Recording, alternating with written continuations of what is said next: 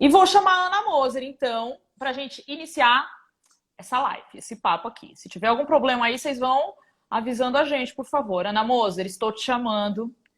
Entre, por favor, seja bem-vinda. Aguardando Ana Moser. Ai, olha ela aí. Tudo bem, Ana? Tudo, e vocês?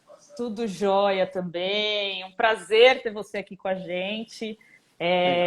A Ana Moser, ela fala com a gente desde que a gente começou o Vibradoras, há 5 anos. Eu lembro que a primeira entrevista que a gente fez com você lá na Central 3, em 2015, você foi o programa de número 15, entre os quase 200 que a gente tem.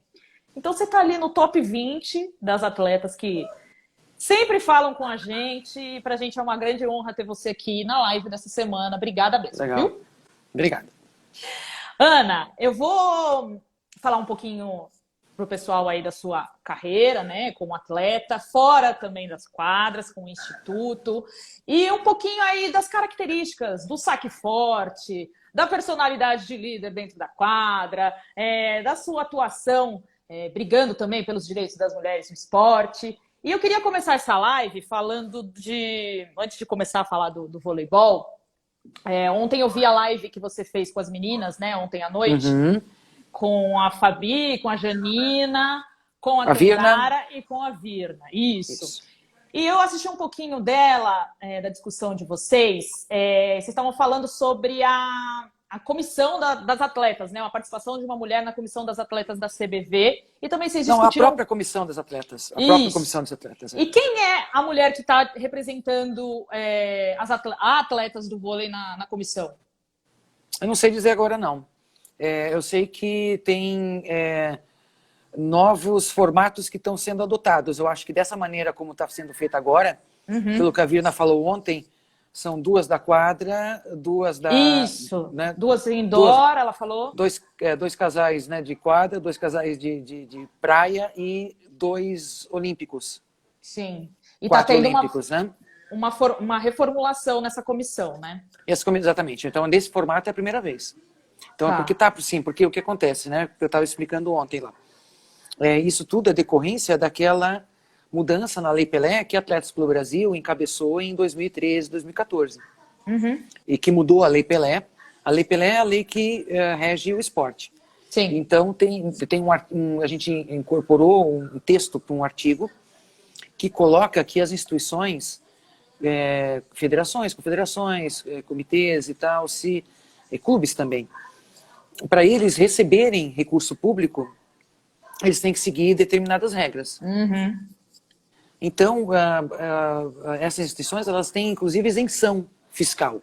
Sim. E isenção fiscal também é considerado como recurso público. Então, para elas continuarem, então, essa lei, ela coloca que as instituições, para elas continuarem a ter acesso a recurso público, elas têm que seguir determinadas regras.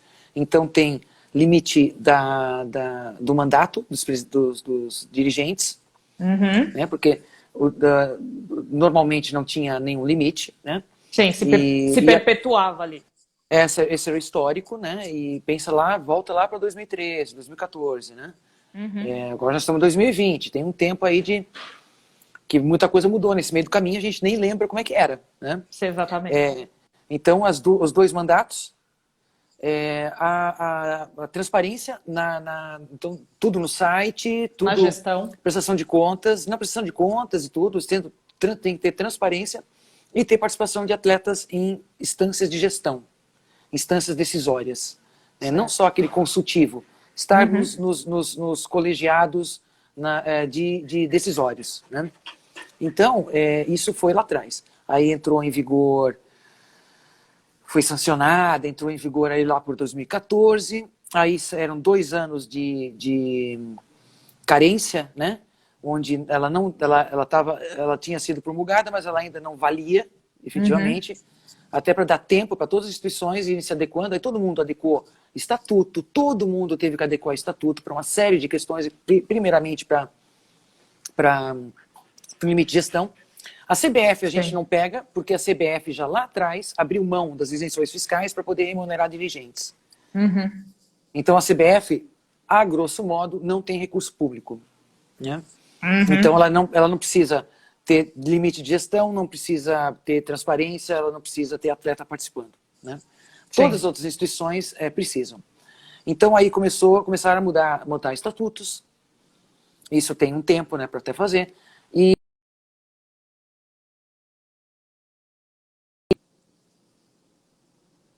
Ixi, travou, E Ana aí Rosa? for... Oi.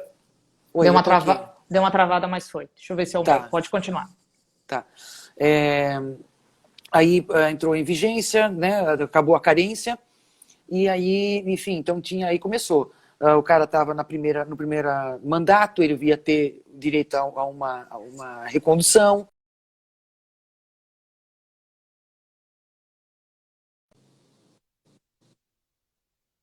Vê em várias instituições que já tem essa alternância de poder, os estatutos todos mudados. E aí essa questão do atleta participando, lá na Lei Pelé, ela era muito Vaga. simples, ela não tinha vaga, isso. Ela não tinha a descrição, né, a regulamentação disso. Teria que ser regulamentada. E nunca foi. Então cada um fazia o que queria e tal, né? Essa coisa demorou. Os atletas também não tinham nenhuma cultura de participação, né? Porque o esporte nunca foi aberto para participação. O esporte não tem, né? Historicamente não tinha nem oposição, né? Não tinha uma eleição de confederação, de federação que tivesse disputa, né? Raríssimas, né? E você dar opinião também era muito raro ali, né? Não, e atleta não tinha nenhuma voz, né? Uhum.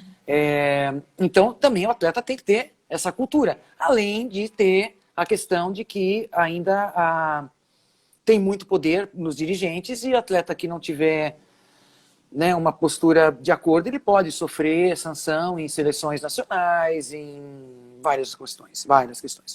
Uhum. Então tem sempre esses poréns, né?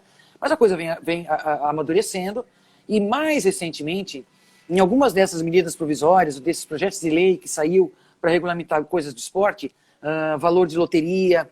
Ano passado não, em 2018, quando teve aquela MP do Temer que tirou o dinheiro da loteria de várias instituições e que a gente né, fez uma grande coalizão nacional e acabou revertendo, aquele documento, enfim, outros, trouxeram regulamentação para a participação de atletas. Botou né,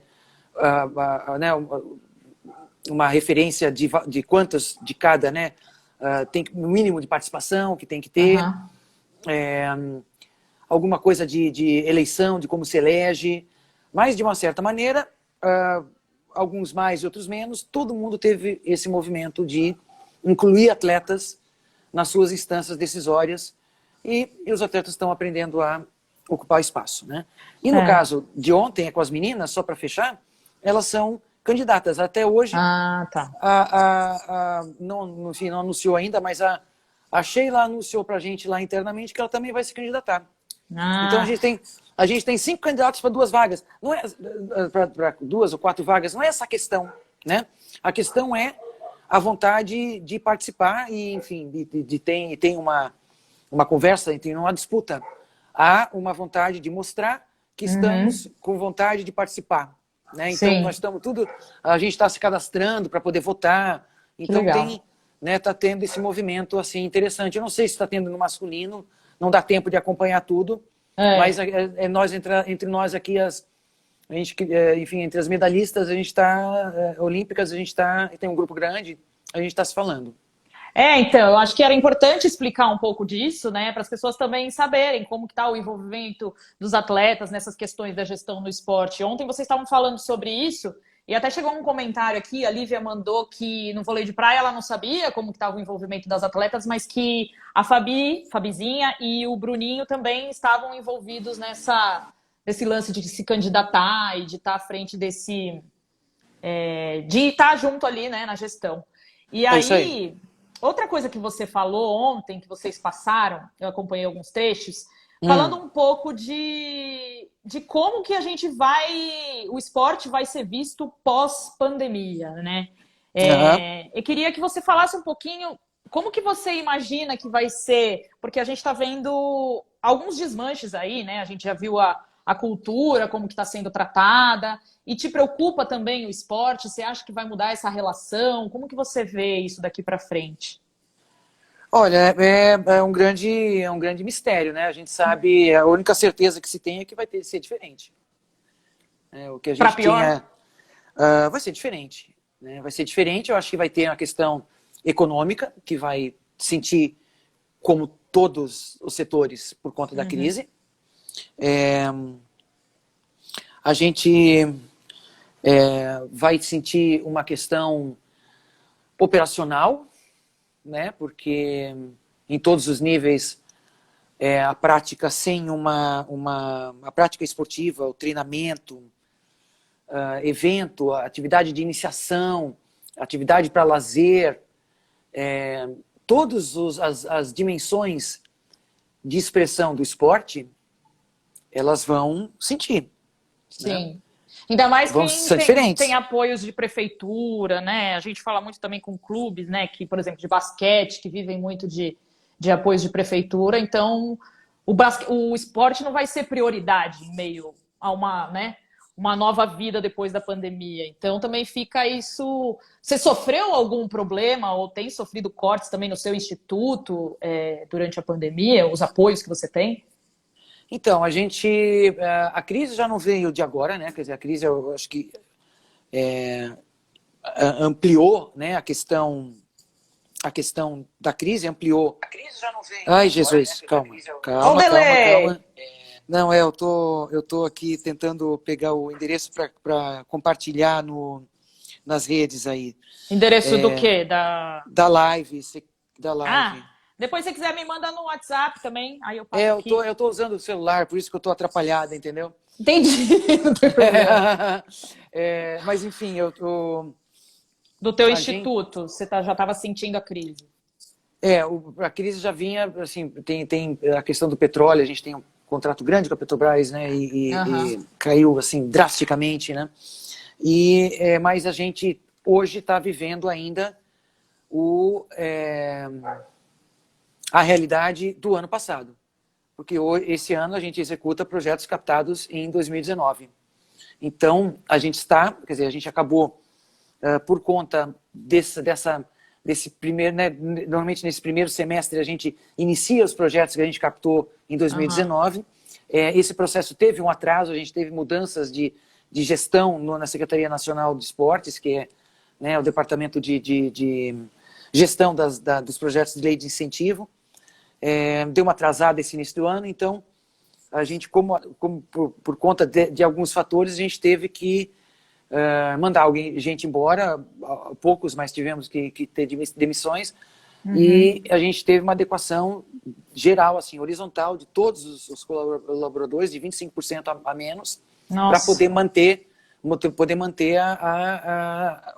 né, o pessoal, não mandar mais gente embora, né, e pessoas importantes aí no processo. Então, a gente teve essa adequação, devagarinho a lei de incentivo está voltando à velocidade, né, necessária, e as coisas estão caminhando, então isso deve regularizar logo, né? Mas isso aqui eu estou falando mais uma vez, fechar 2020, um fôlego assim para início de 2021, mas fora isso, a gente não tem nenhuma segurança, porque Sim. né, incentivo fiscal é imposto de renda, SMS, né? E Sim. no caso nosso, é imposto de renda. E as empresas todas vão estar, né, tirando fábricas de máscara e álcool gel, todo o restante, né, está sentindo, né? Gente, E que aí isso loucura, vai né? impactar. E É, fora isso, a estrutura, a forma de funcionar. sim. Isso é uma outra questão que a gente tem bastante Preocupação, né? preocupação, né? Preocupação e ocupação mesmo, de preparar, de antecipar. Sim. Porque, enfim, imagina, a gente faz atividades para grupos de 30 alunos, né, 20, 30 alunos, né, a gente não vai poder ter Logo depois, né? Quando esse tudo for se volume, normalizar, exato. a gente vai ter que adequar. Dá para falar, Então, como disse o nosso companheiro aqui, o Márcio Vilela, 2020 foi um ano que, enfim, a gente quase não viveu, né? Em diversos aspectos, tanto como trabalhando, se divertindo, em diversas áreas. A gente vai falar contigo também do Instituto, um pouco mais da tua atuação, mas vamos entrar aqui na parte do que interessa, que todo mundo quer saber, que é da atleta Ana Moser. Ana Beatriz Moser começou a praticar esporte muito cedo, nasceu em Blumenau, e eu vi aí em algumas matérias que, além do vôlei, que é sua paixão há muito tempo, você também praticava atletismo, é isso mesmo? Até eu fazia de tudo, né? Gente, eu nunca imaginei a Ana Moser Não. competindo no atletismo. Porque você era Claro, eu alta, sou rápida, alta, né? Não, e rápida, né? Sim, A coisa da potência, né? Da agilidade, saltadora, eu sempre fui saltadora. que Eu sempre tinha, demais. assim, era grande, então assim, arremesso de peso também me dava bem, tinha alavanca grande, né? Eu fazia tudo que é esporte. Desde cedo, comecei vôlei, foi o primeiro esporte que eu fiz, mas eu na escola fazia de tudo. Eu disputava torneio, coisa assim, quase todo mês tinha pelo menos 2 competições, torneio, alguma coisa. Que Em alguma demais. coisa, né? Então eu sempre fui muito ativa e dei sorte de nascer numa família e numa cidade que me deu essa condição, né? Poder Sim. estudar numa escola que me deu essa condição e tudo isso. Eu, né, sempre soube do meu privilégio, né? E eu fazia, enfim, eu jogava handball, aí jogava com as meninas, aí quando eu ia jogar com as meninas, elas mandavam pro gol, porque eu era muito forte para jogar na linha. E com Era os covardia eu jogar meninos? na linha. Não tinha isso, não tinha Mas isso, eles né? te proibiam? Tinha essas coisas? Não vem Não, jogar, mas que não você é tinha, menino. não tinha assim futebol, não era uma coisa muito comum jogar misto, não era. É. Eu tinha relação com os meninos no atletismo mesmo, porque daí a gente, como é que fala? Apostava corrida mesmo, Sim. né? Aqui até eu corria bem perto de boa parte deles, né? Mas aí, enfim, fazia de tudo isso, aí jogos abertos, jogava até tênis de mesa, eu tenho medalha de natação, eu nunca fiz uma aula de Gente! natação. Tenho medalha de natação e nunca fiz uma aula de natação, tudo meio autodidata enfim. E eu fazia atletismo, então, aí atletismo foi uma coisa que eu comecei logo na escola e fiz durante Aham. bastante tempo. Eu fiz até bastante tempo, eu fiz dos 10 aos 14, né? Oh, bastante Sério. tempo. Não, Sim. sério. Sério, competindo pela escola e aí mais para 12, 13, 14 anos competindo pelo clube também da cidade. Então eu treinava vôlei e atletismo. Sério, tem uma época que eu fazia 2, 3 sessões de treino por dia. De Maravilhosa. né, de coisa. Porque assim, um volume de prática muito grande. Também meus joelhos foram embora também nessas coisas também ajudou. Mas Sim. enfim, pois é. Mas aí atletismo eu era então velocista, saltadora. Eu fazia a prova de velocidade 100 metros e tal, 200 metros, até 400 eu cheguei a fazer algumas provas. E fazia salto em distância, salto em altura. E aí eu fazia heptátulo, pentátulo e depois era pentátulo antigamente e depois virou heptátulo. E Tô eu fazia chocada. heptátulo. Eu fui vice-campeão brasileira de pentátulo e depois com 12 anos e de heptátulo com 14 anos. Meu Deus do Vice-campeã. céu. Tinha uma menina em Curitiba que eu não ganhava, que chamava Audrey. Até hoje eu lembro dela. Guardou o nome dela. Eu não ganhava dela, eu não conseguia ganhar dela. E aí ela ganhava. Então eu era a segunda. Mas eu fui bem. E aí eu tinha uma época que eu tive chance de ganhar dela, mas eu quebrei, tipo, 10 dias antes da prova, eu jogando, como é que chama? Handball sobre patins na rua, com a turma da rua. Gente. Eu caí e quebrei os 3 dedos da mão, assim. Eu caí no chão assim, entortou para trás e quebrou os 3 dedos. 10 dias antes da competição, dessa competição que eu tinha 12 anos, era um negócio que chamava Pentatlo Nacional. Era patrocinado pela Coca-Cola. E aí fazia fases, né, regionais e nacional, e depois ia para os Estados Unidos. E aí eu estava nessa fase nacional, na final dessa fase nacional, e aí eu quebrei o dedo 10 dias antes. Aí, na hora da competição, eu fiz uma tala, assim, né, para competir. E aí eu arremessei um metro a menos do que eu arremessava normalmente no peso, né, no arremesso de peso. E dava muito ponto o arremesso de peso. Então, assim, porque eu era mais completa que a menina.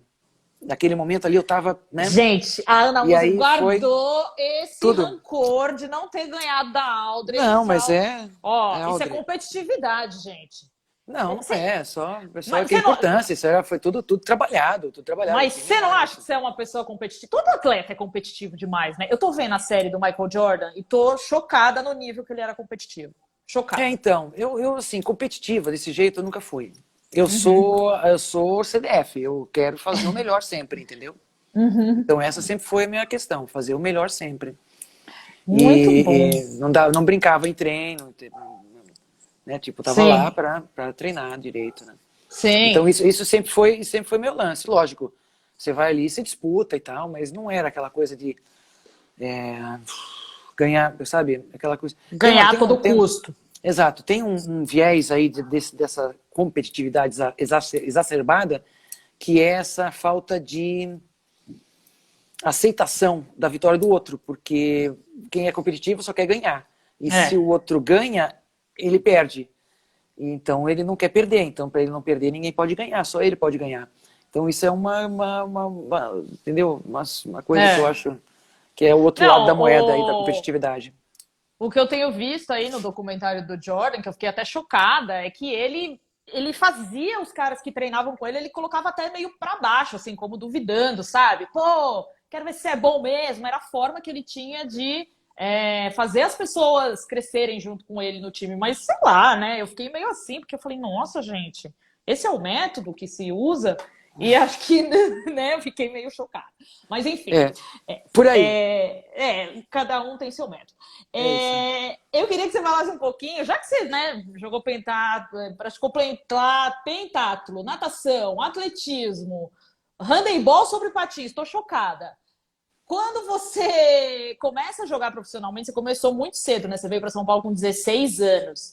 E ainda tem aquilo, né? Como que você saiu de Blumenau com a sua família? Eu sei que te apoiava, mas começar uma vida numa grande capital, como foi isso para você, esse início? Ainda mais na época, né? Porque na época não tinha É, esporte, estava começando o esporte profissional, não tinha essa coisa profissional. de você fazer esporte pensando em fazer uma carreira, né? Isso não existia. Então, a gente começou, minha irmã também jogava, Eu vi e, isso também. e aí a gente jogou juntas, ela foi até a seleção brasileira juvenil, A depois ela Hortência jogou. aqui, gente. Hortência finalmente. Ai, que legal! Eu não fico lendo, perco, não tenho Eu vou costume te de ficar avisando. lendo. Eu vou Tá, te oi avisando. Hortência, oi querida, oi rainha. É, e aí a gente, né, ela jogou até a seleção juvenil brasileira e aí jogou mais uns anos em times, mas a gente jogava juntos lá. E a gente tinha ido, tanto ela quanto eu, às seleções brasileiras. A Uhum. gente tinha, de menores, né? A gente disputamos campeonatos brasileiros de menores e tal, e nessa que a gente foi vista. E aí convidaram nós duas, né? Tinha um time de São Paulo, que era Tênis Brasil, tinha o Minas Tênis Clube Uhum. e tinha o Bradesco no Rio. Os três os três convidaram para a gente ir e a gente escolheu o São Paulo e acabamos indo para Tênis Brasil.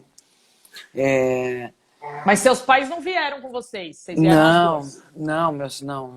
Foi mesmo, quer dizer, lembro que foi uma decisão de família, não sei quem fez mais força, com certeza meu pai fez mais força, mas foi uma decisão, enfim, a gente estava era um clube era um time que tinha muita gente de fora, estava ali montando, então tá tudo começando, então tinha muita gente de fora, tinha a Silene e a Tina que vieram de Brasília, tudo com a nossa idade, muita gente que veio do Rio Grande do Sul, tem umas meninas mais velhas que vieram do Rio Grande do Sul, de Minas, então montamos um time mesmo, de gente de fora, e a gente morava tudo em Moema.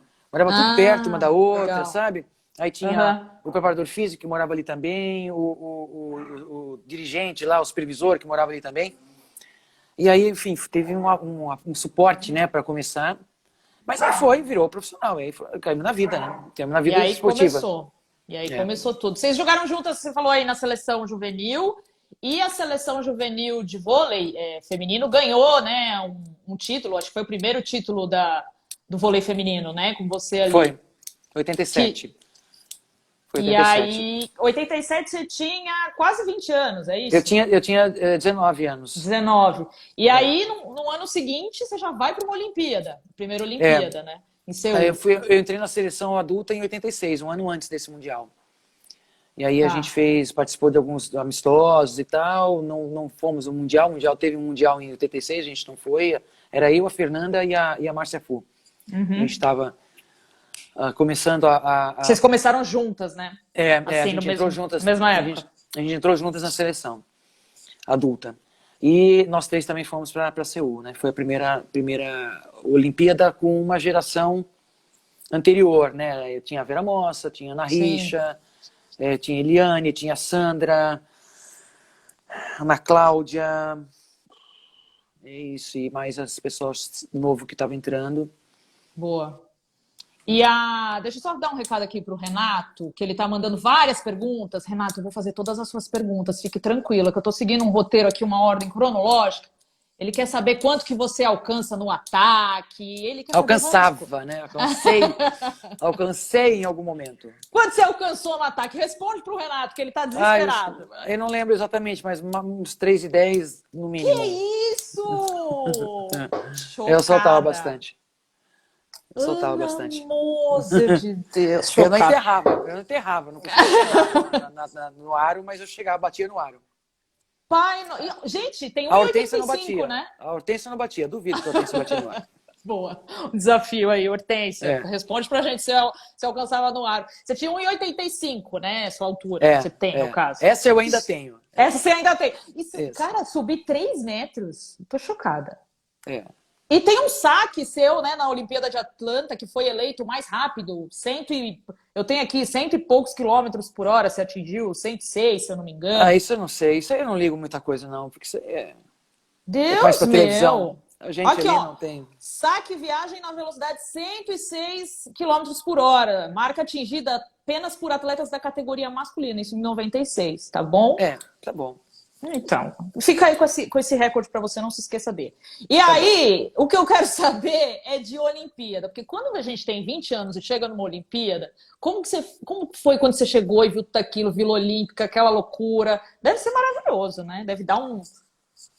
Mas assim, na verdade, quando você fica assim muito maravilhoso, você vai tomar um pau ali isso é verdade. Né? Na primeira não pode esquina. Se deslumbrar. Então, assim, realmente não se vê muita coisa, não se pensa muita coisa. Mas com 20 anos e a primeira Olimpíada foi totalmente... E era uma época ainda que não se tinha, né, muita... A gente não tinha ainda uma escola forte de vôlei, a gente não tinha um padrão muito forte. Estava começando parte física. Ainda o universo ainda, né, de que times técnicos, preparadores físicos, ainda era restrito, né? Nesse nível, dentro do Brasil, mas nesse nível mais que pudesse fazer frente, né? Dar conta de um nível internacional, né? Então, era muito amador. Era muito início ainda, né? Vamos dizer assim. E a gente tomou pau direto na Olimpíada, a gente foi na Olimpíada por conta de vaga de convite, então tinha vaga de convite, acabou por uma questão política, a gente não classificou no pré-olímpico, mas sempre tinha alguma vaga política e a gente entrou numa dessa. A gente tinha aqui na América do Sul o Peru, e só classificava um por continente, então a gente tinha que se classificar por como é que fala, pré-olímpico mundial e tal. Então, enfim, era uma época ainda muito, muito amadora, né? E aí, em 92 já muda bastante, né? Em 92, assim, de 88 até 92 já mudou bastante, né? Sim. Vocês saem de um sexto para um quarto lugar, né? 92 o masculino conquista o primeiro título aí da modalidade, né? E... A gente sai para o sétimo, né? A gente ficou em sétimo, né? Aonde? Em Seul. Em Seul em sétimo? Pensei que era em sétimo. A gente disputou o sexto e sétimo, ficando em sétimo. Tá. A gente ganhou um jogo só naquela Olimpíada, só o cruzamento para ver quem ia para o sexto e sétimo e oitavo e nono. Caraca. A gente ganhou esse jogo só. Tomando um pau de cabo a rabo. Mas tudo bem, é para contar a história, tá tudo bem. Não, eram menos jogos também, eram só 8 times, né? E depois aumentou o número de times. Boa. Aí em 92, aquele negócio, né? Vocês já estavam ganhando maior relevância no cenário. Fizeram uma boa participação diante, né, das situações que vocês tinham ali de treinamento, pouco apoio. Não, a gente rompeu, não, tinha apoio sim, já tinha Banco do Brasil forte, já tinha Mas era um início, né? concentração. Não, o técnico era ruim. Então tinha isso. O técnico era ruim. Assim, a gente tinha ali, o problema era que o técnico, o time era muito melhor do que a preparação. E nos clubes, naquela época, a gente tinha um estilo de jogo muito mais apurado e avançado do que jogava na seleção. Então, aquele ali foi um desperdício um pouco, mas a gente passou, mesmo assim, naquela Olimpíada a gente correu muito risco, porque a gente só ganhou de quem era pior do que a gente. Quem era igual, o melhor, a gente perdeu. Então a gente foi levando, quase não passando para a semifinal. Foi num jogo, acho que foi contra o Japão, um time que se ganhava sempre, não tinha nenhum, tinha problema, era um jogo difícil, porque né, sempre são muito consistentes, né? O jogo dos asiáticos é sempre muito consistente. Mas a gente ganhava. A gente quase perdeu, então teve que entrar o banco inteiro, a Fofão entrou naquele jogo, virou o jogo a Tina, então a Fofão e a Tina, que era uma jogadora baixa, a Tina tinha nem 1,80, era jogadora de meio, mas ciscava pela frente, por trás e tal, era uma loucura, muito técnica. E ali a gente virou e conseguimos passar para a semifinal. Então, a gente rompeu a primeira questão, que é ficar entre os 4 finalistas. Mas aí, semifinal contra a Rússia, perdemos 3-0, e depois terceiro e quarto contra os Estados Unidos também perdemos 3-0. E aí é isso, né? E aí nessa época a gente foi, ali chegamos até onde deu. Mas você vê que em 92 a gente ficou em quarto, e em 93, no final de 93, o primeiro torneio mundial que a gente disputa com o Bernardinho, a gente ficou em primeiro. A chegada do Bernardinho muda totalmente, né? O treinamento de vocês, o desempenho, o nível cresce. Exatamente. Tem gente perguntando como era o nome do técnico que você falou que era ruim. O Watson Lima. O Watson, eu ia falar alguma coisa com W, não lembro. E eu lembro que você contou pra gente uma vez lá na entrevista da Central 3, a gente até vai soltar um vídeo amanhã, gente, contando as histórias dessa primeira medalha, porque hoje, né, bicampeão olímpico, é legal, mas quem ganhou a primeira medalha do vôlei feminino foram elas, né, a geração de 96.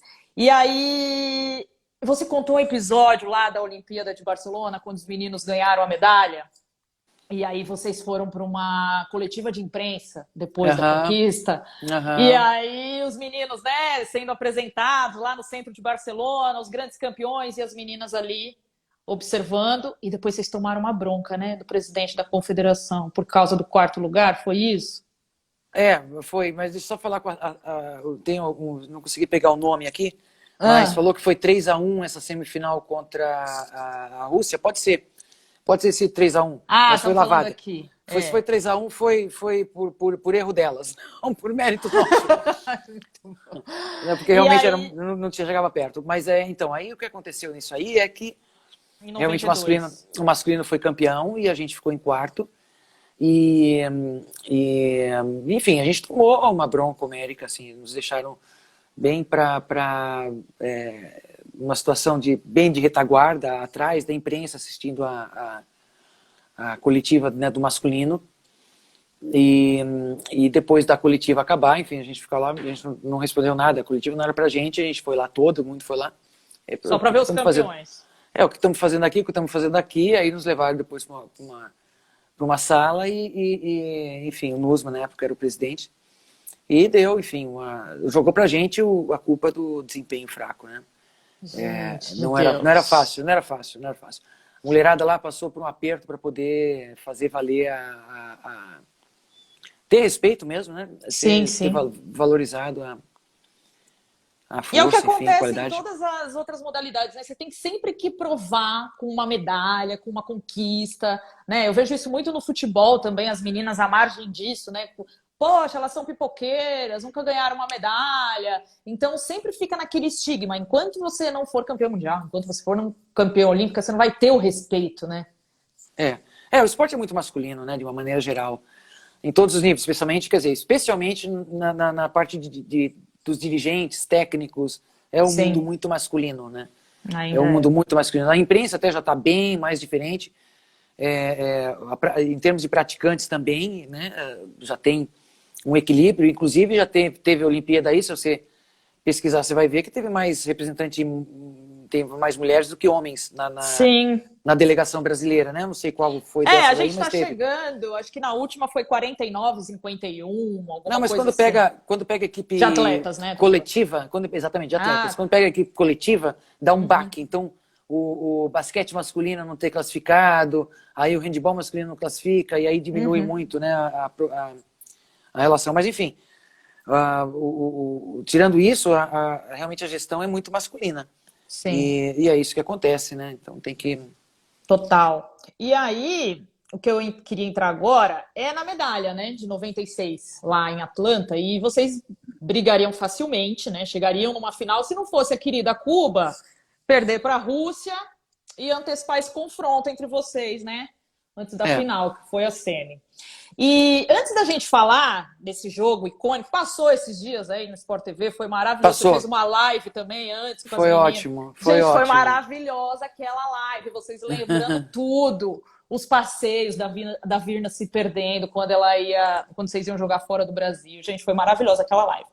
E aí, antes de falar da conquista, eu queria que você falasse um pouquinho da tua lesão, porque você se Ah, recuperou em certo. tempo recorde, você jogou com aquele joelho perepecoso, como diz meu pai, e você tinha uma Eu jogava com proteção, né? brace. Eu jogava com Ai, brace. gente. Não, mas Pelo amor de era Deus. mais. Não, eu não precisava do brace, era mais porque eu tinha feito toda a preparação com brace e eu não ia tirar na Olimpíada. Tinha uma segurança ali, vamos dizer, Tipo, né? até uma coisa de propriocepção, de coordenação fina. Tá. Mudar ali não tinha porquê, não me atrapalhava em nada, não tinha porquê mudar. Então eu joguei com ela e assim que acabou a Olimpíada eu parei de usar. Foi Mas só você para se não. lesiona no Não, foi fim de antes. 95, não é? É assim, ó. Eu tirei o menisco com 16 anos. E naquela época se tirava o menisco inteiro, né? Não tinha artroscopia, essas coisas. E aí eu fiquei 10 anos treinando e jogando em cima de um joelho sem menisco. E com 26 anos me apareceu um quadro de artrose crônica. Gente, Então, 26 anos, Ana Moser teve artrose.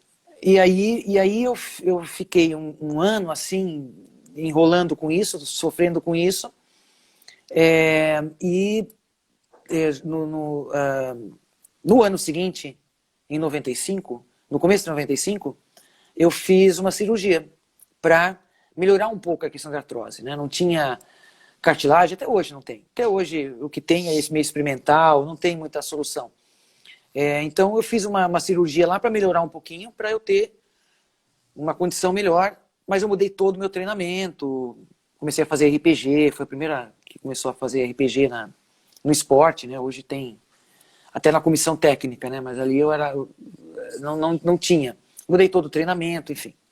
Tive muita sorte de ter um preparador físico e um fisioterapeuta, né? O Zé Elias, preparador físico, e o Jorge Santos, fisioterapeuta, que desenharam para mim um protocolo de treinamento. E aí eu fui. E aí eu passei, então, 95 inteiro recuperando. Porque não era um menisco que em um mês estava jogando. Era um negócio que era novo, tinha que começar tudo de Meu novo. Deus. Né? E aí eu consegui equilibrar e no final do ano eu joguei talvez Copa do Mundo, talvez fosse, acho que 99 e 95 era a Copa do Mundo. Eu joguei a Copa do Mundo. Eu joguei inteira e tal, beleza. E aí voltei pro clube. E aí quando chegou, enfim, era dezembro ainda, então começa as primeiras rodadas Superliga. da Superliga, isso. Enfim, fui atacar a bola do fundo e quando eu aterrissei eu torci o joelho. Ai. E aí eu saí de lá, enfim, já no dia seguinte fiz, 2 dias depois fui fazer exame, acho que no dia seguinte, lógico, fui fazer exame e aí vi que tinha rompido. Isso era então dezembro, aí eu operei em janeiro e a Olimpíada era em junho. Uhum. Você Né? tinha 5 meses. Eu tinha 6 meses, né, para recuperar. E eu fiz tudo que eu tinha direito, desde, quer dizer, de fisioterapia, de treinamento e tudo isso, e fiz operação espírita, eu fiz Caraca. várias, fiz muita homeopatia, ortomolecular, e eu treinava assim, num ajuste fino dia a dia. Então era um protocolo, foi feito, porque o protocolo era até hoje, é de 6 a 8 meses de recuperação. É, isso que eu ia perguntar, é uma recuperação longa. 8 meses é o protocolo de recuperação dessa reconstrução. Né? Você pega no caso até a cirurgia já foi um pouco diferente. Era Gilberto Camanho, o cirurgião. Até hoje ele tá por aí. E ele fez, era uma técnica nova na época, ao invés de pegar o tendão, porque pega um pedaço do tendão e faz um túnel no osso e passa. Você cria um caminho e prende, né, nas pontas, e ele com 4 meses, ou tem um prazo biológico, ele Estou chocada. vasculariza e vira um ligamento, né? Então, que coisa boa! Não é? É assim que funciona. Fez Esse é o processo. Entendi. Esse é o processo. Até minha cachorra. Estão latindo lá fora ou está latindo aqui dentro? Tem problema. Até uma das coisas assim mais impressionantes, né, que eu fiz mesmo cirurgia espírita para acelerar o processo de cicatrização e tudo isso, né? E aí então tinha um prazo de 4 meses para esse túnel fechar, né? Esse túnel fecha, né? Porque você fecha em 4 meses. E esse é um prazo assim muito assim, é um marco. 4 meses é um marco no protocolo de recuperação, porque quando o túnel fecha, já não tem mais tanto problema de esgarçar ou de sair do prumo, né? Tá. Então esse é um marco. Então ele é acompanhado, né? Faz sempre raio-x e tal, vai no médico, vai acompanhando. Aí, com 2 meses, eu fui nesses acompanhamentos, aí fez o raio-x, aí o médico olhava, túnel assim, fechou. O túnel fechou. O médico olhava o negócio, olhava para mim, olhava o negócio, aí punha no negócio de luz aqui assim, olhava, ele falava, fechou. Não acreditando, né? Tinha fechado. Foi a cirurgia espiritual, Mas com claro certeza. Mas com claro certeza. Com certeza. Somado aos remédios. Fisioterapia, Não, e as homeopatias, a ortomolecular, né? Eu tomava um negócio de ortomolecular que era assim, eu tomava na veia, né? Assim, uma vez por semana. Eu cheirava.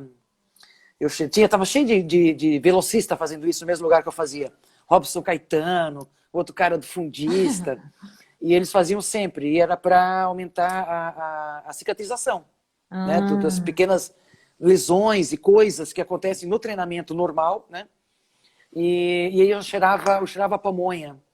Aí eu saía de lá, exalava pamonha. Assim, aí as pessoas chegavam perto de mim, cheiro de pamonha. Mas qual era o efeito da pamonha? Ajudava na cicatrização?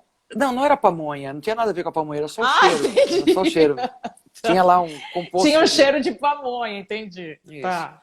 Mas daí foi isso, cara. Aí eu fui, recuperei em 4 meses, eu tava jogando torneio.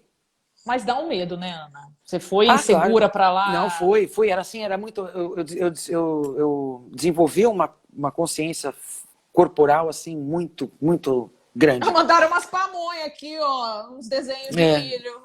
Então...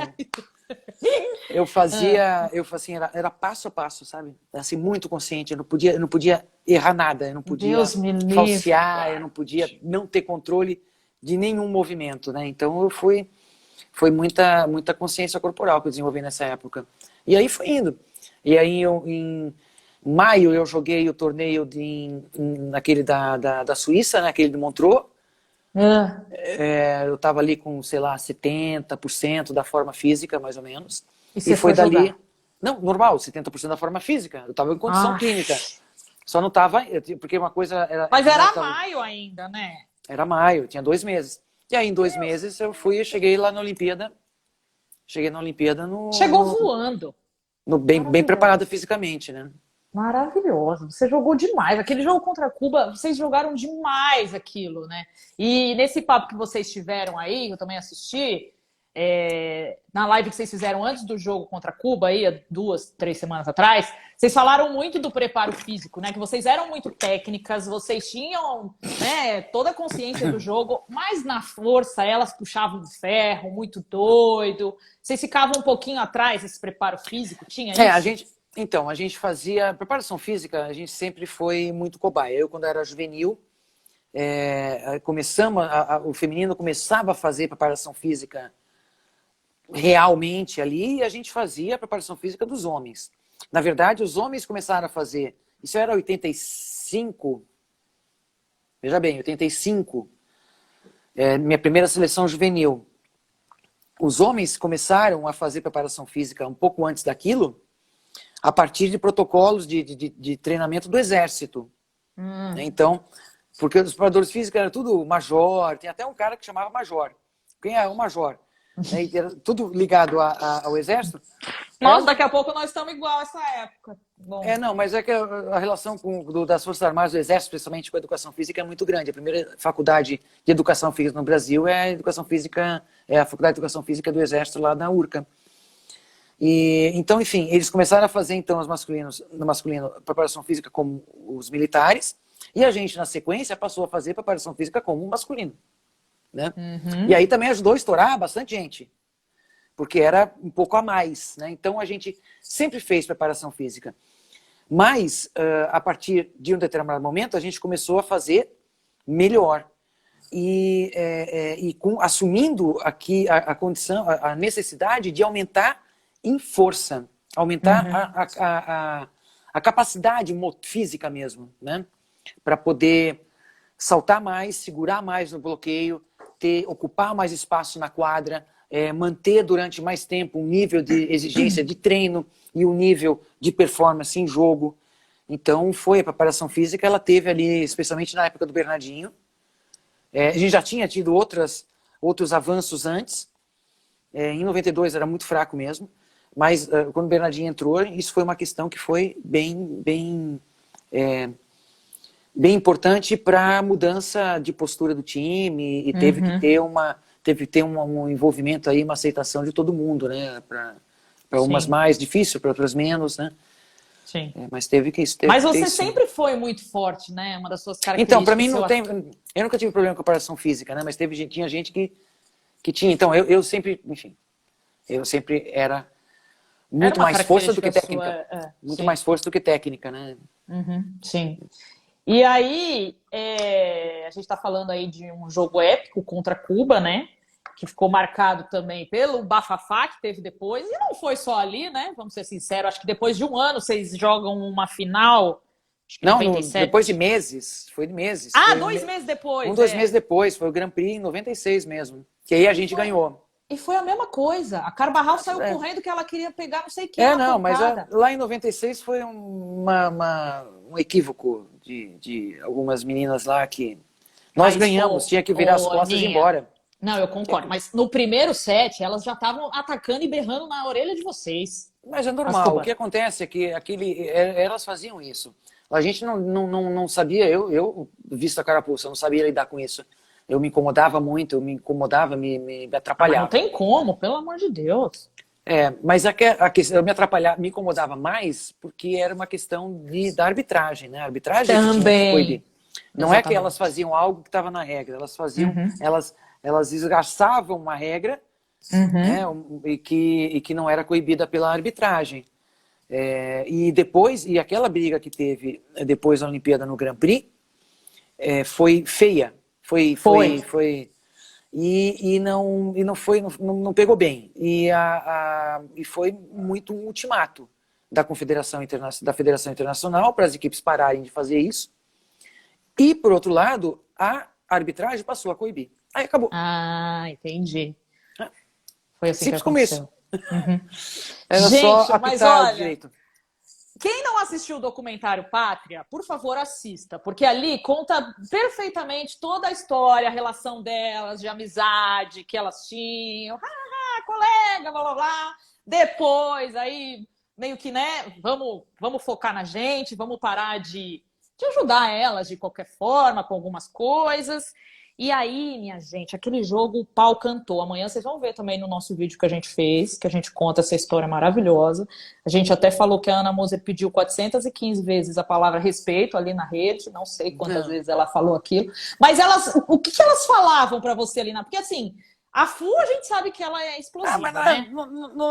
não tinha muito Mas o você quê, não né? tava, mas você não tava numa postura explosiva, você só tava pedindo respeito. Você não foi pra cima, pra bater, nem nada, né? Não, mas era para parar mesmo, né? Porque a gente estava ali doída, né? E ela já tinha um ganho, né? Podia. Sim, exato. Vai embora, já conseguiram. Vai embora. Tchau, sai daqui. É. E aí, aquele jogo, enfim, seguinte, contra a Rússia, vocês ganham a medalha de bronze. Não era aquilo que vocês, né, estavam almejando, vocês queriam muito ir para a final e tinha muita chance para isso. Mas, de certa forma, Ana, acho que, né, ela abre caminhos aí absurdos para as futuras gerações, né? E quando você é uma medalhista olímpica, né, sua chavinha de atleta, você fala, pô, cheguei num nível super alto, né? E todas era a elas... primeira, né? Era a primeira. primeira. E naquela Olimpíada foram as primeiras medalhas de mulheres da história. Foi, que teve a Jaque e a Sandra também. Foram ouro, foi ouro e prata, né? E prata, ouro e prata na praia. Foi ouro e prata Isso. na praia. E o basquete foi prata também. Exato, também teve isso. Então foi uma vitória muito grande, muito significativa das mulheres nessa Olimpíada. E quando a gente ouve, né, até relatos das jogadoras naquela época, elas falam muito da sua condição, né, de que você merecia muito essa medalha também, assim, claro, como todas. Todas mereciam. Mas você estava indo numa lesão, né? Você tinha uma... Todas, sim. Eu acho que até inspirei a elas também, porque se eu estava dando ali o sangue, fazendo um milagre, né? Com certeza. Quase literalmente. Elas também tinham que dar mais, né? Então acho que deu uma inspirada no time, por isso que elas também têm esse sentimento, entendeu? Porque ali, puta, elas viam que eu tava, nossa, se a mulher tá se matando, eu também tenho que pelo menos dar um pouquinho a mais aqui. Com certeza. Né? Então foi isso, teve importância. Nos clubes, eu acho que a gente pode falar aqui da sua passagem pelo Leite Moça, que foi vitorioso, né? Deixa eu falar aqui com o Richardson Kepler. Ele falou do Mundial de 98, que na verdade, este Mundial a gente perdeu a chance de ganhar de Cuba na semifinal. E a gente perdemos de 3-1, acho que foi a semifinal para Cuba. E foi o melhor jogo da minha vida. Ele está falando mais ou menos isso. Foi o melhor jogo da minha carreira, essa semifinal, assim, em termos de performance mesmo. De altura que eu bati a bola, eu estava passando por cima do bloqueio duplo, triplo delas.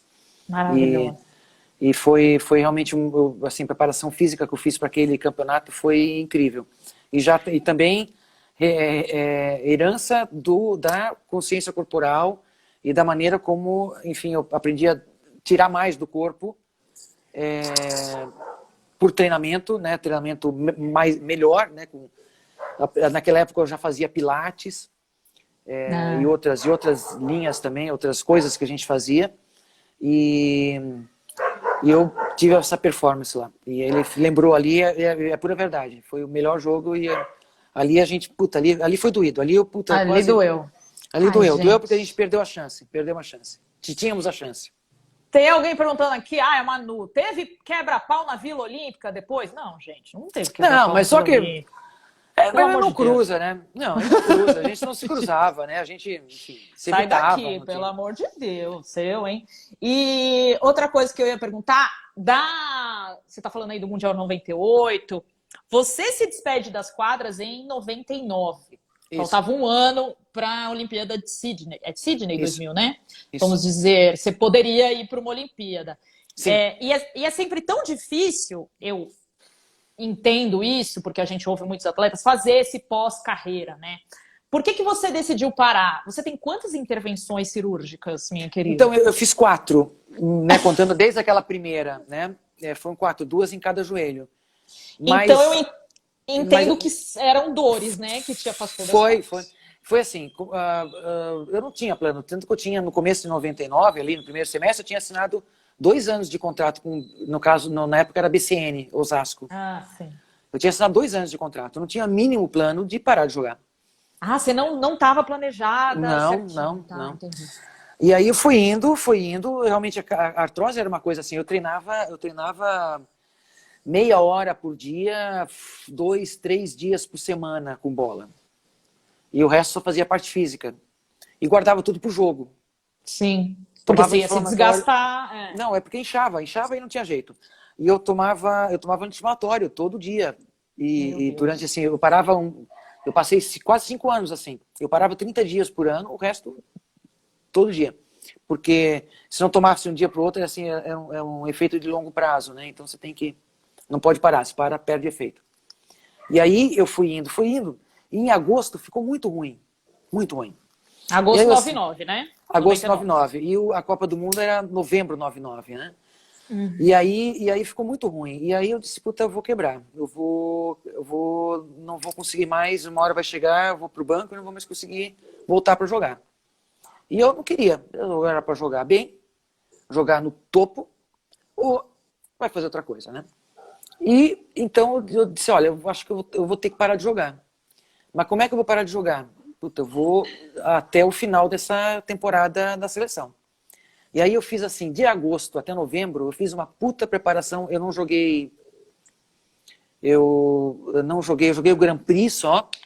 E Deixa eu só falar fiquei. aqui pro Vai Márcio. acabar. Márcio, não, não. O Ah, tá. Instagram aumentou o tempo, fica Ai, tranquilo. que bom. Então, tá bom. O Márcio quer que você fale do Long. Márcio, eu vou falar com ela do Long, pelo amor Ah, de mas Deus. você foi meu professor. Ele foi meu Eu sei que professor. ela é surfista, ela Ele vai foi meu contar pra professor, o Márcio. gente. Calma, Márcio, eu vou chegar lá, pelo amor de Deus. Ele tá pedindo desde as 5 horas para eu falar do Long. Eu vou falar, Tá calma. bom, tá bom. Ah, Aí, aí você fez 99 o planejamento. aí eu fiz esse planejamento, enfim, vou preparar o máximo que der para jogar a Copa do Mundo e depois eu paro. E aí eu joguei assim, Copa do Mundo são 11 jogos em 15 dias, né? Então é bem Nossa Senhora. acumulado, né? Aí eu Não. jogava, fiz assim, não joguei todos os jogos, né? Já tinha essa prática de planejamento com o Bernardinho, eu tinha que ter um prazo maior para poder recuperar, e aí de um jogo para o outro, né? Que inchava e tal. E aí eu fiz, enfim, esse planejamento com ele, a gente cumpriu, queria ajudar o time a se classificar para a Olimpíada, e aí a gente ficou em terceiro lugar, né? Os 3 primeiros classificavam. E aí eu voltei pro Brasil e aí, enfim, conversei com o meu clube lá, com o Osasco, e Sim. parei de jogar. E você fez uma despedida muito legal, né? Um jogo de despedida lá em São Caetano. Foi um presente da Confederação, né? Na época foi eles que... Ah, eu Acho pensei que que você foi... que tinha organizado. Não, eu acho que foi a própria BCN que também fez, junto com a Confederação. E eles que organizaram, por assim, né? Com a Globo também. Sim, foi muito E aí legal. foi bem legal. E as meninas também super ali envolvidas. Foi bem gostoso. Foi ótimo. Amigas da Ana Moser contra a seleção da Superliga. É. E sua mãe estava lá. Cara, foi muito Isso. emocionante, Foi sim, gente. foi sim, foi sim. Então ali você entendeu que você tinha que né, se despedir das quadras e tudo mais. Mas você já tinha um planejamento do que você ia fazer no pós-carreira? Não, Você já... não. Não tinha não. O que acontece é que assim, eu tinha 3 eixos, né, quando eu parei de jogar, eu disse, ó, vou ter que ver como é que eu vou trabalhar, né? Como é que eu vou ter o ganho mensal, né? Não tinha, enfim, o que eu ganhei na minha carreira não dá subsistência, né? E aí era o ano de Olimpíada, então como eu fui, meu primeiro emprego foi na ESPN Brasil para comentar, né, Comentarista. comentar os jogos na Olimpíada. E aí antes tinha programa e tal, né, tinha programa de vôlei. Eu também escrevia pro UOL, estava começando a internet na época, então tinha chat na época lá, e tinha o meu site lá também, e aquilo era meio contratada, eu era contratada do UOL. Fazia algumas clínicas, algumas palestra não, mas na época não tinha muita palestra, mas clínicas e tal. Participação em evento. Na época não tinha essas coisas, não, mais clínica mesmo. E patrocínio, né? Enfim, eu vendia, eu escrevia coluna no jornal, então tinha patrocínio da coluna. E eu então fazia coisa assim, esse tipo de coisa, porque eu precisava, né, ter um ganho. eu comecei a estudar, então tinha assim, coisas que eu achava que eu precisava fazer para me preparar. Eu comecei a fazer Olha educação aqui, física. ó, Tamires, lateral da seleção brasileira. Oi, Tatá, assisti a vôlei só para É, ver ela jogar. Ai, fofa, Tatá. Falando de você aí, Ana Música, sua fã. legal, obrigado. E aí eu fui estudar algumas coisas e eu já tinha começado um projeto de esporte para criança, pensando em incluir, em ter, desenvolver mais a questão do ensino-aprendizagem do esporte para criança, porque o esporte, ele muitas vezes, até hoje, ele é ensinado os professores têm um olho muito mais aguçado para os habilidosos, né, e não para todos, né? Então o esporte tem essa questão de que ele é para os melhores. E Sim. quem não é habilidoso não tem espaço. E com isso, enfim, e as modalidades feitas com crianças dentro do mesmo contexto que faz com adultos. Então, a rede é alta, a quadra é enorme, a tabela é lá em cima, a bola é pesada, né? Então isso vai só mesmo quem imagina uma criança de 10, 12 anos jogando vôlei na escola, só as mais fortes mesmo é que conseguem fazer a bola passar por cima da rede, né? É Conseguem fazer o saque. difícil sacar Claro que quando é, você tem 10 claro que anos, é. 11 anos, minha gente. Nem com o Então, copinho assim, ó, não dá, é difícil. 9 metros, né? Imagina, uma rede de 2 metros de altura. Deus me livre, amada. Então, uma bola pesada de couro. É. Então, enfim, como a gente conseguia fazer com que o esporte fosse mais acessível. Aí a gente era um grupo, a gente discutia isso, tinha um grupo de pessoas, o próprio Zé Elias participava, a gente de escola. E então, mini jogo, né? Adequar espaços, adequar o material e Sim. adequar a didática. E trabalhar com jogos. E trabalhar menino e menina juntos. E então, um mini esporte. A gente começou a desenvolver esse desenho, treinando professores, fazendo clínica e fazendo alguns grupos de piloto, de projeto piloto em São Paulo. Ó, tem acho que um leitor seu aqui de uma coluna sua. Luiz Né? Félix. No primeiro Olímpico do Brasil, você escreveu: Meu Deus, elas conseguiram. Nunca É esqueci, verdade. achei emocionante. Olha aí, ó. Eu sempre escrevi bastante. Acho que faz, sei lá, umas 2 Olimpíadas que eu não escrevo coluna. Ah, Mas enfim, aí essa coisa desse projeto, eu sempre carreguei ele embaixo do braço. entendi. Era uma coisa que você pensava, apesar Que de não precisava estar ser feita. estruturada. Exatamente. E eu achava Você que nunca precisava ser pensou em ser feita. técnica? Não, Não? não. Primeiro que o espaço é pouco, né? A concorrência é muito grande, o espaço é pouco e é muito masculino, né? Então é difícil mulher Mas ter espaço. justamente por isso, você não acha que. Ué, pra que ficar fazendo força aí? Ainda tem tanta coisa para fazer. Né, tem uma passagem, em 2003, porque eu fiz, uma das coisas que eu fiz foi certificação em Pilates, né? Então, eu estava fazendo educação física, fiz certificação em Pilates. Na época, o Zé Roberto foi em 2003, o Zé Roberto entrou na seleção em 2003 e me chamou, junto com o Zé Elias, né? Me chamaram para a comissão técnica. E aí eu fiquei lá quase um ano com elas e tal. E Ah, sim. na época eu já tinha instituto, né? Que a gente Ah, montou um tá. instituto logo em Em 2001, não é? 2001 por conta de É. uma empresa que entrou para patrocinar e aí a gente estruturou de uma maneira Tá. formal, né, o instituto. Então foi bem rápido, porque você para em 99, em 2001 você já cria o instituto, né? Mas eu fui crescendo aos poucos e eu mesma, profissional, assim, como trabalhadora do instituto, foram anos depois. Ter ser remunerada pelo instituto foi anos depois.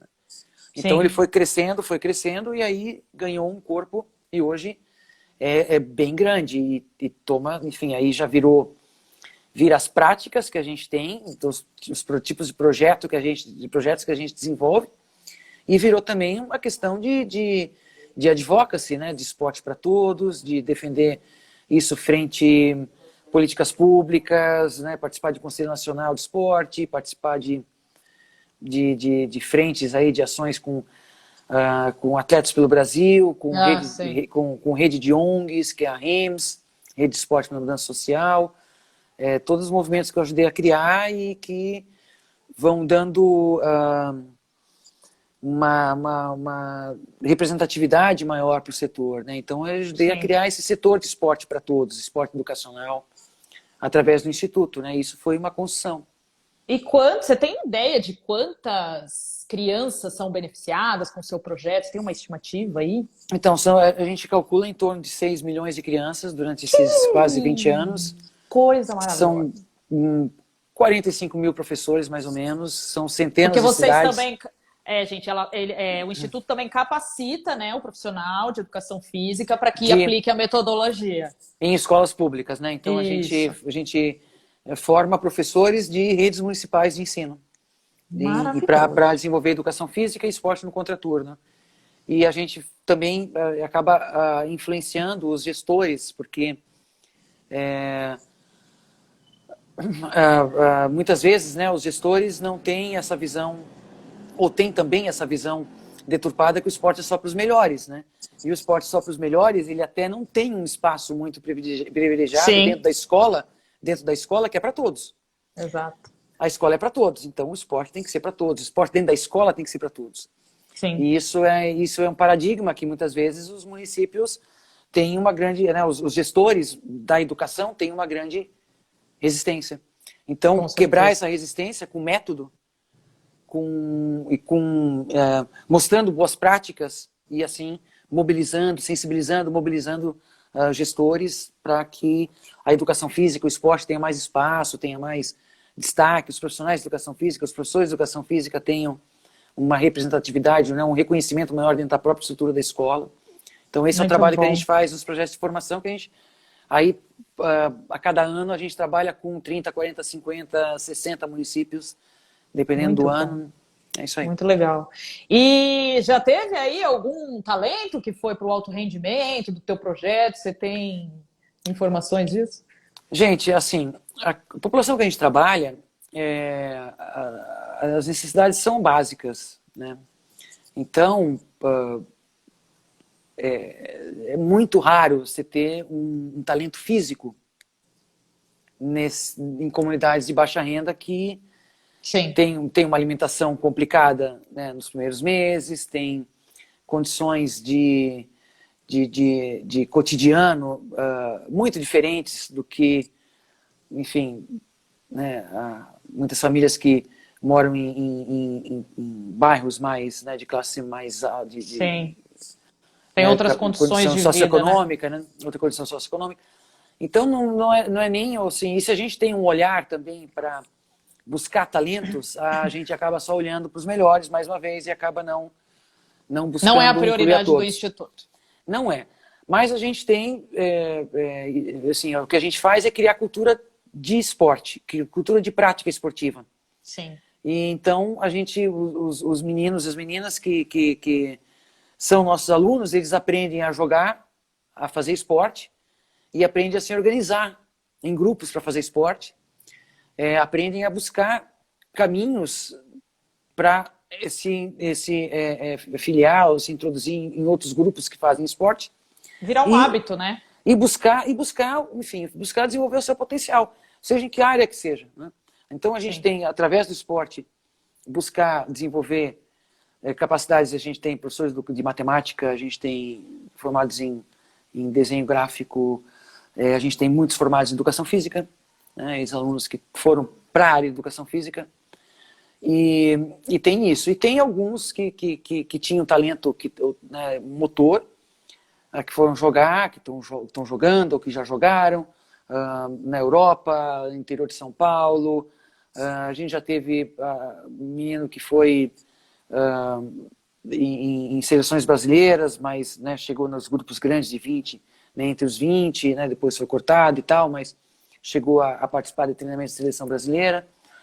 E, enfim, tem bastante coisa, né?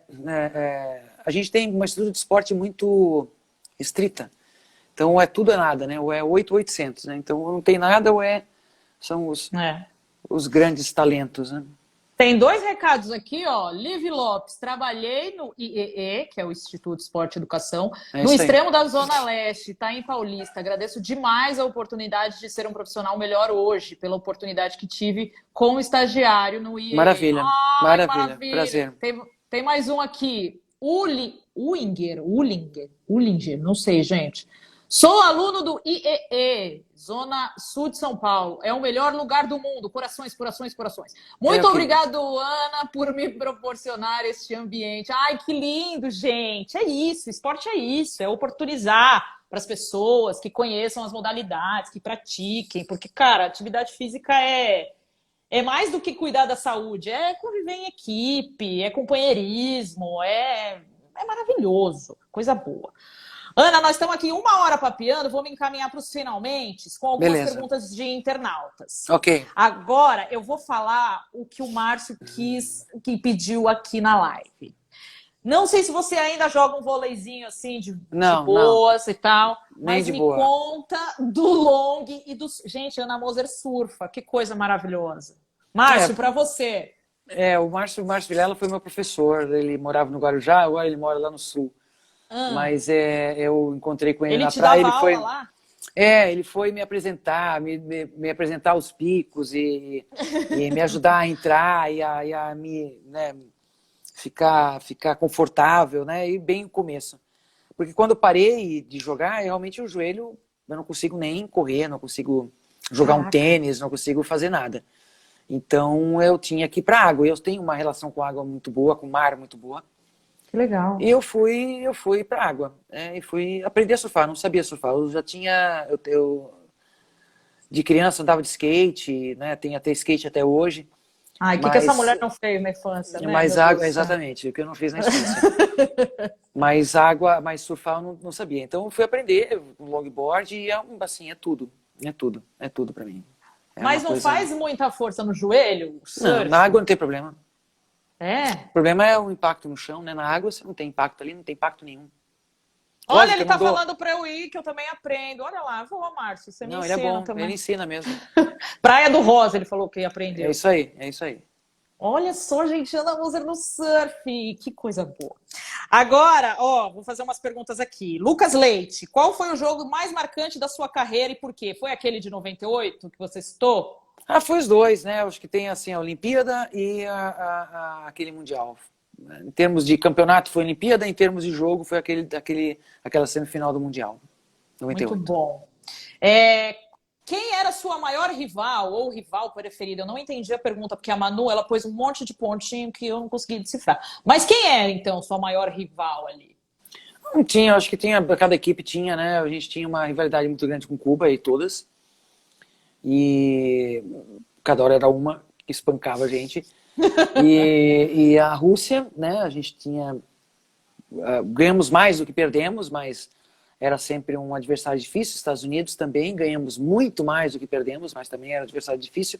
E China, da mesma maneira.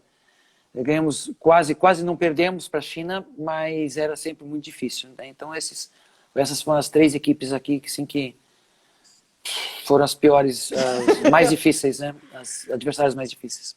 Ela até bufou, lembrou da dificuldade. Perguntei já aqui, Celso, se ela queria ser técnica, ela já disse que ela não tinha vontade de trabalhar com isso. Ele fez outra pergunta. Você tem amigas próximas do vôlei que frequentam sua casa? Quem é que você recebe aí para tomar um suco, alguma coisa? Tem isso? Não tem muito não, mas a gente se encontra assim, a ida é uma que sempre a gente teve ligada em, né, fazendo coisas parecidas, aí se cruzava. A Virna, volta e meia a gente fala, né, se encontra, quer dizer, se fala mais, se encontra de vez em quando, a Leila de vez em quando. Acho que são essas. Gente, você falou da Leila, lembrei de uma coisa.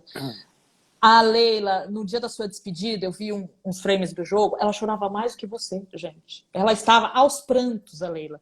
E na conquista do bronze também, né? Muito marcada pelo choro da Leila e tal. Nossa, a Leila muito emotiva, lembrei disso. Tem uma aqui, ó, pergunta, qual caravana do esporte marcou mais sua carreira? Não Não? Então vou pular. Não, ele Vou trocou, pular. ele fez um mix. A Caravana do Esporte é um dos projetos do Instituto Esporte e Educação. Aham. E a gente já são 15 anos de projeto, são, sei lá, quase 140, 150 cidades que a gente já foi. E a gente sempre leva atletas, então a caravana é um evento de 3 dias, que, enfim, cidades que normalmente não têm acesso são longe dos grandes centros e não têm acesso ao conhecimento, então todo esse conhecimento de ensino e aprendizagem do esporte, dessas formas de se fazer esporte para criança, formas de envolver para além dos habilidosos, para além da performance, né? Então a gente faz esse projeto e é isso. Então não tem nenhuma caravana preferida, todas são incríveis. Entendi. Boa. Tem uma pergunta aqui na parte de apoio de marcas, da Mariana Lemos. O que você acha da postura das marcas no apoio ao time, ao esporte feminino, e como os gestores de marketing dos clubes, das mais diversas categorias, estão se mobilizando, ou deveriam se mobilizar, para desvincular o investimento combo, tipo, investimos no masculino e um pouquinho no feminino. Então, assim, como que você vê essa eu não sei se tem isso não, viu? Talvez em modalidades sim, algumas modalidades sim, mas algumas ainda tem. Mas no vôlei não, no vôlei isso não acontece. Tem projetos e projetos, né? O masculino tem seu jeito de se organizar, tem alguns clubes até em municípios, né? Então é um pouco diferente, feminino é um pouco menos disso, um pouco mais de empresas, clube empresas, se bem que tem Osasco. Enfim, tem espaço para todo mundo, não tem essa e normalmente bem separado. Não tem no masculino, quase no vôlei quase não tem fazendo esse combo aí. Esse falou, combo, exatamente. O vôlei também, gente, né? Se a gente pegar pelo universo do futebol, é uma coisa à parte, né? Não dá para comparar, é muito, muito complicado. Eu ia falar para você fazer um top 5 das suas jogadoras que você mais gostou de jogar, seja brasileira ou estrangeira, mas tem tanta gente pedindo para você montar a sua seleção dos sonhos que eu não sei. Nem sei, você é injusta. Vai, as meios da geração ouro, né? Bicampeã, Thaísa e Fabi, sem dúvida. Levantadora, fico com a Fernanda. Eu tenho um lugar na ponta. Lógico, pelo amor de Deus, para jogar com você. Puta, sim, eu acho que eu vou deslocar a Sheila pra ponta, porque eu tenho que deixar a Márcia Fu na saída. Ai, Márcia Entendeu? Fu, gente. Então a Sheila vai ter que voltar pra ponta. Tudo bem. Tá bom? E a Fu, vocês falaram na live, ela mora afastada, é isso? Vocês ficaram até zoando que ela tava no meio do mato? Como é que é? Eu não sei, eu sei que ela não tem nem WhatsApp, mas a Fernanda é que sabe mais dela. A Fernanda é que tem que dar as informações dela, mas ela não estava muito acessível, não. Até a gente todo mundo pede para trazê-la, mas não é fácil. Gente, a Fu, ela é escondida, viu? Vou dizer. A Márcia Fu, ela é igual a formiga do futebol feminino. Não tem WhatsApp, ninguém acha formiga e assim tá. Ana, tem algum sonho ou objetivo que você quer realizar, seja como gestora, seja como mulher, vendo no esporte? Tem alguma coisa que você ainda quer ver tem muita, acontecer? né? Tem muita, né? Até porque nós ainda no esporte, a gente, assim, ao meu ver, ainda somos muito pequenos, né? E tem um potencial enorme de contribuir para o desenvolvimento de indivíduos, de grupos e, finalmente, do país, né? E tem ainda um âmbito muito aquém do que poderia. Então, tudo que eu faço é pensando em ampliar isso. Então, esse é o sonho aí que eu persigo. E aproveitando aqui que alguém falou, Ana, ministra do esporte, pensa em trabalhar com política? Não. Não. Não? Tá bom. Tudo bem, não tem problema. É... Contato com as cubanas, estão perguntando. Vocês têm que fazer um encontro, fazer um churrasco? Tem que fazer sim. Tem que fazer uma live. Nós estamos atrás delas para fazer uma live. Gente, acompanhe as redes da Ana Moser, porque ela está fazendo lives maravilhosas. Então, já põe esse povo aí para fazer uma live com as cubanas. E tinha uma outra pergunta para finalizar. O que você vê de diferente da tua geração de 96? O que você acha que as gerações, né, que foram campeãs, o que a gente desenvolveu mais? O que foi melhor, mais visto dentro de quadra? Olha, assim, a nossa geração ela era muito mais técnica. E técnica mesmo, especialmente de ataque. Era muito variado, tinha jogadoras completas.